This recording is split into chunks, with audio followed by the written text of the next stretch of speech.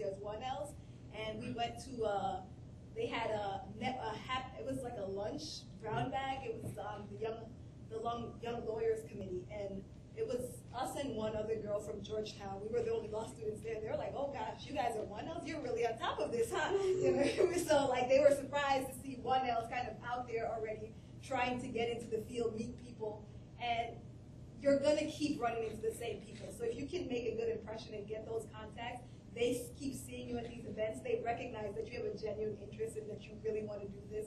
Then they're willing to like kind of serve as contacts for you, go to bat for you, provide you advice. I've made a lot of great contacts. So. Just a quick word about grades. Like, I remember like having the living daylight scared out of me about my first semester grades as a 1L. And like, yes, they're important, but they're not really. They're not the end all and be all. Like my first semester grades, I had 5 grades. Only one of them was anything with an A, and so I had a fairly mediocre GPA. And I did very well in the interview process because you change the conversation. You make the conversation about something other than grades. You talk about your experience, you talk about your interests, and you just make it about something else. Make them have a reason to like you anyway. So if you have a 3.9, congratulations, you're going to get a job. If you don't have a 3.9, you're still going to get a job if you can make the conversation about something else. So don't lose sleep if you don't get that. Oh. Thanks, guys. So we just talked about grades and getting the internship. That's fun. But then also, what about funding? We know a lot of nonprofits don't pay, so I was hoping, Carolyn, you could talk a little bit about the Google Policy Fellowship. And then I don't know if anybody else got any funding from GW, or if there was, if there were any other funding sources that you had. So. Carolyn, and then one other person just to keep it short. Oh, yeah. I mean, I was lucky. The Google Fellowship pays, it's been going up every year. I think it was $7,500 my year. It's a little higher now. And it's enough to cover your rent and your food, right? It's not like you're going to get rich.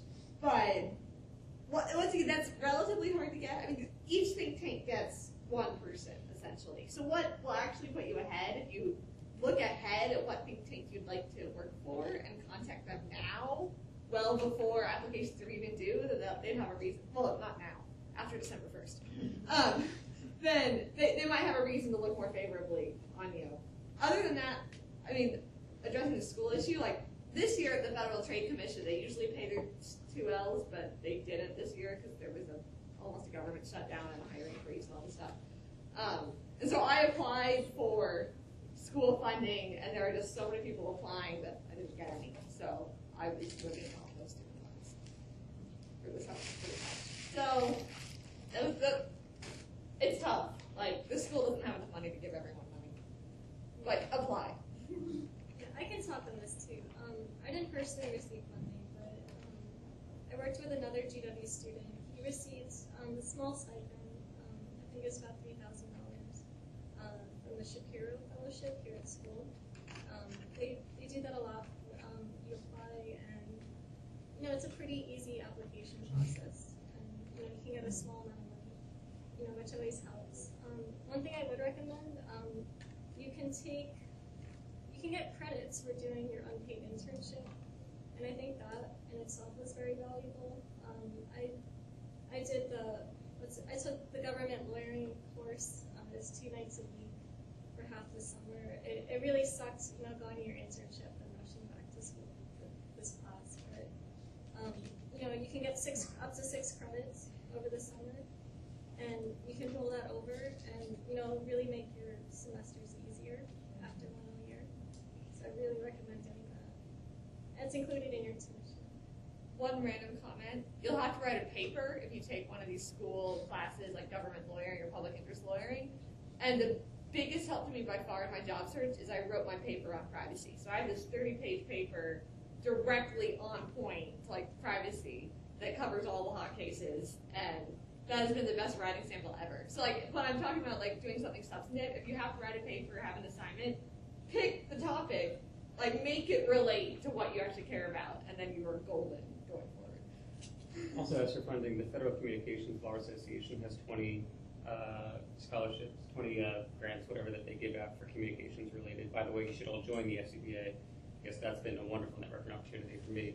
But they give out like 20 every semester or something like that, or every year, whatever it is. But any communications related internship, we give money for. Okay. Maybe just 2 or 3 of you comment on this next question. So moving ahead after your first year summer into your second and third years, when you're working during the semester, what's your advice on how best to balance school and life and your job? Any of you, whoever would like to. Be a part-time student. That's the only way I survived the internships in school at the same time. So.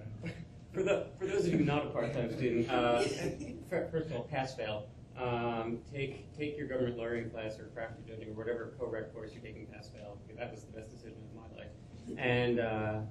And just don't overload yourself. Like if you don't have to take an internship for 4 credits. You can take it for 2 credits and it looks just as good on a resume. So just don't overload.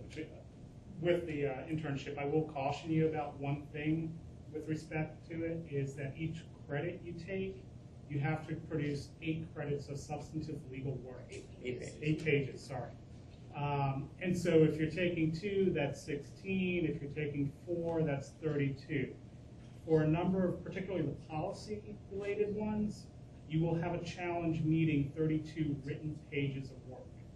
For litigation, you won't. Yeah. So if you're thinking of doing an internship for credit, talk with that group and make sure they understand the requirements and what they expect you can reasonably produce. Because you don't want to end up with a no credit on the transcript. That's true, but I mean, in my experience, supervisors will make it happen for you. If you tell them, I'm doing this for 4 credits, I need 32 pages, and I only have 20 right now, they'll make up a way for you to get there. So, yes, that's absolutely true, but your supervisor will make it happen. I just wanted to add on the academic term internships. So I think that they're really good especially because you're in DC, there's so many opportunities. And during the academic year, the amount of people who apply to these positions are significantly less. Like most of the agencies that hire during the summer are also hiring fall and spring. And I think the numbers decreased by almost 50% in terms of the amount of people who are applying. Because you consider the summer the fact that everyone in the country is trying to get into DC. Whereas during the semester, it's us, Georgetown, George Mason, and American. In terms of law school, Catholic, a couple others. You get the idea, but it's less. Not Harvard. Right. So I definitely think it's a good opportunity, but it's tricky to balance because one of the things that I noticed is that I had projects, I would go in, and they tell you, oh, they're flexible, they realize you're in school, but at the same time, you're thinking to yourself, well, I want to make a good impression because, in the end, you're looking for either at least a recommendation, if not someone to ultimately give you a job later on.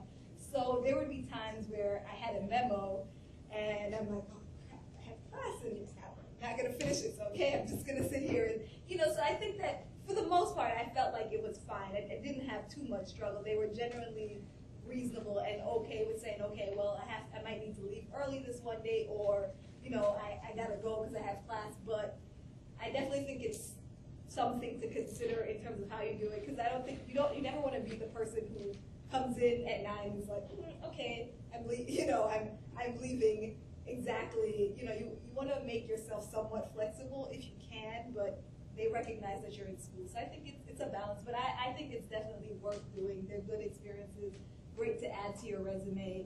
So I would recommend it. And at least for the classes, a lot of the specialty, seminar, IP, technology-related stuff are in the late afternoon or evening.